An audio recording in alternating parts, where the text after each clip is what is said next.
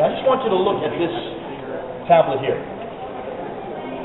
Now, this is the tablet of the flood account that is almost parallel to what we're going to see next, which is the Gilgamesh Epic of the flood account. The reason I'm going to show you this tablet is because most people believe that that's the original account from which the book of Genesis got its story from, proving that the Bible had to be written after the 6th century because the Gilgamesh Epic is from the 6th century.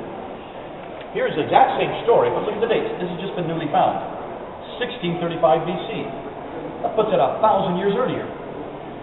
Can you see the problem? Hold on to that. It's called the Atrahasis tablet, and the story is about Atrahasis, who very much like the Gilgamesh Epic, goes in a boat, is able to not only escape the flood, but he has animals with him. So it's very similar to the flood account that we have in the Bible. Very much more simplistic, but nonetheless, I just want you to look at the date, 1635. That'll be significant when we look at what we're going to look at the next one. We're on page 11. We're down to number 18. We're looking at the flood and the creation accounts, and this is what's caused a lot of the problems for many of the biblical scholars when they were discovered by the British. They mentioned the very same stories that we find in the book of Genesis, and since the Masoretic text is so much more recent, the belief that has been and still is today that these are the origins for these accounts. Well, ironically, the flood account is not unique.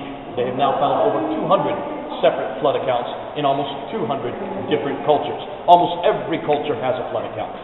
They're not always universal. Some of them are smaller flood accounts. Some of them are just provincial flood accounts. But they all refer to a great flood. And there are many variations on the themes, which is what you would expect when you have oral tradition, which would be the case for most of it. And I would say much of the same thing is happening here as well. When you look at these, you'll see they're very simplistic. They don't take you anywhere. They don't lead you anywhere. The story of creation, the epic of creation, basically just says there was a man and woman. They were in a garden. They were told not to eat of a certain fruit. They ate of that fruit. They were thrown out of the garden. That doesn't take you much. There's not much there. When you look at the biblical account, you can see there's a lot more sophistication there. A lot more material that is there. You can see that there was a perfect environment. Man was able to name the animals. There was a perfect relation between man and the animals.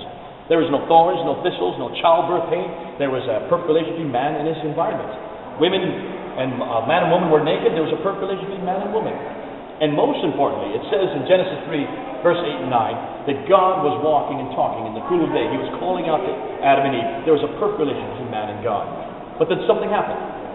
Something happened which destroyed every one of those relationships. And we know what it is. He just disobeyed God once.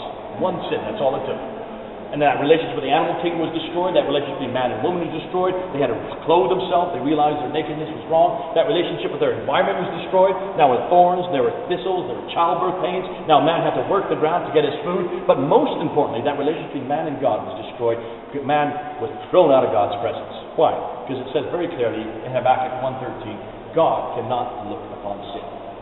Now, you might say, why is that important? When you look and compare the two stories, you will see there's a lot more sophistication in the biblical account. And this no longer is considered to be the origin. Now that they found the Atrahasis tablet, that's just another tablet. They may find many more tablets that go even earlier than that, proving that this story has been around for much longer than just the 6th century BC. Because they've now put it back for another 1,000 years, even before the time of Moses. This story is existing. But what's more important is what historians are now looking at, and that is the sophistication that you see in the biblical account. Muslims do this to me all the time. You'll be Abdul for now, okay? Abdul comes to me and he says, Mr. Smith, we don't like your Old Testament. I say, why don't you like my Old Testament? He said, because look at all the sins of the prophets there. How can God use sinful men? And I shake your hand, because you just proved my point. He has to say that as a Muslim, because Muslims do believe that God does not use sinful prophets. And why do you say that? Because when you look at your prophet, when you look at the Prophet Muhammad, he is perfect in every category. He is perfect. He's a perfect lover. He's a perfect husband. He's a perfect ruler. He's a perfect warrior. In every category, he's superlative. And how do I know that? I look at his story. And where does that story come from? It comes from Ibn Hisham. It comes from Al-Waqidi. It comes from Al-Bukhari, Sahih Muslim. It comes from Al-Tabari. All these references who are all basically compilers of your traditions. So your story is well documented, but when was it written down? 9th and 10th century. Ibn Hisham is 833, Al-Waqidi is 835, Sahih Bukhari 870, and Al-Tabari 923. So 9th and 10th century for that which is happening in the 7th century. So we're talking about 200 to 300 years later, right, Abdul? Right. And where did they get their material from? companions of the prophet. Were they there? There's 200 years being... Hold on a minute. You're saying from the companions, but hold on, they weren't living at that time. 200 years later, they're writing it down. So where did they get the material from? From the stories of the companions of the prophet passed down. Passed down by what? Oral tradition. Oral tradition. Everything that a Muslim is dependent on is based on oral tradition. 200 years. Everything that a Muslim is dependent on is based on oral tradition. 200 years of oral tradition. Abdul, what happened with oral tradition? Well, it's perfect. No, wait a minute. If I tell you something in your ear, you tell him in his ear, he tells her. By the time it gets to her, what I told you and what she's told me are two different things, right?